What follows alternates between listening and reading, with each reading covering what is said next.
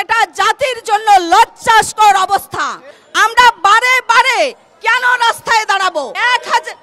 1000 টাকা বাড়ি ভাড়া, এটা তো ফুটপাতেও থাকা যায় না 1000 টাকা দিয়া। যদি বাড়ি ভাড়া না দেওয়া হয়, আগামী দিনে বাংলাদেশে এমপি মুক্ত শিক্ষা স্থবির হয়ে পড়বে, আমি বলে এসেছি।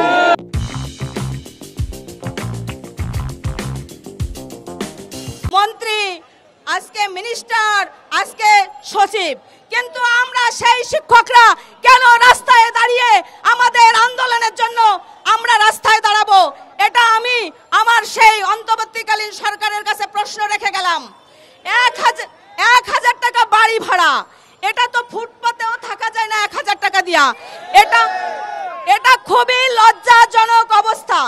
আমরা সরকারি নিয়মে বাড়ি ভাড়া এবং সরকারি নিয়মের যেটা সুবিধা আছে আমরা সেটা অন্তর্বর্তীকালীন সরকারের কাছে দাবি জানিয়ে গেলাম।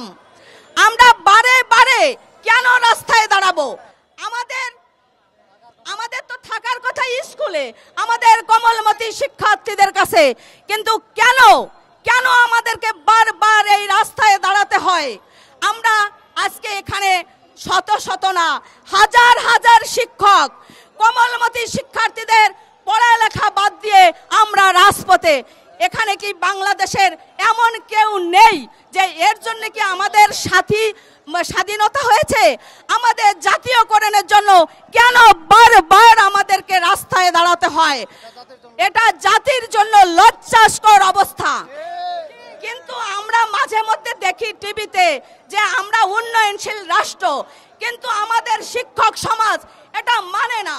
তার কারণ উন্নয়নশীল হতে হলে আমাদের মাধ্যমিক শিক্ষক যদি জাতীয়করণ না হয় তাহলে এটা উন্নয়নশীল রাষ্ট্র হবে না। এটা আমাদের প্রত্যেকটি শিক্ষকের দাবি এবং আমাদের প্রত্যেকটা শিক্ষকের অধিকার। কিছু কর্মসূচি আমরা ফিক্স আপ করেছি জোটের নেতৃবৃন্দের সাথে আলোচনা করে, আপনারা এগুলো একটু শুনবেন ভালো করে।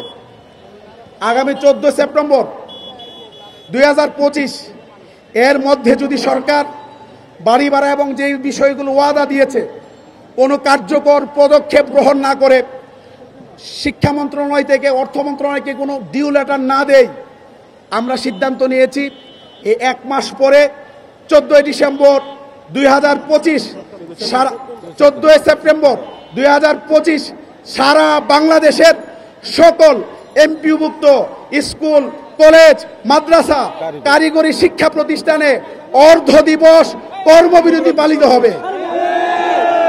15 এবং 16 সেপ্টেম্বর সারা বাংলাদেশের সকল এমপিভুক্ত স্কুল, কলেজ, মাদ্রাসা এবং কারিগরি শিক্ষা প্রতিষ্ঠানে পূর্ণ দিবস কর্মবিরতি পালিত হবে।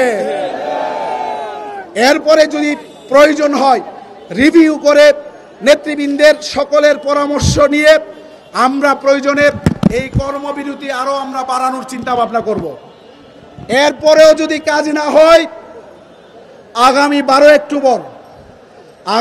12 অক্টোবর এই জাতীয় প্রেস ক্লাবের সামনে 12 ফেব্রুয়ারির মতো দাবি আদায় না হওয়া পর্যন্ত জাতীয়করণ প্রত্যাশী জোটের লাগাতার অবস্থান কর্মসূচি শুরু হবে ইনশাআল্লাহ। যদি বাড়ি ভাড়া না দেওয়া হয় আগামী দিনে বাংলাদেশে এমপি মুক্ত শিক্ষা স্থবির হয়ে পড়বে, আমি বলে এসেছি।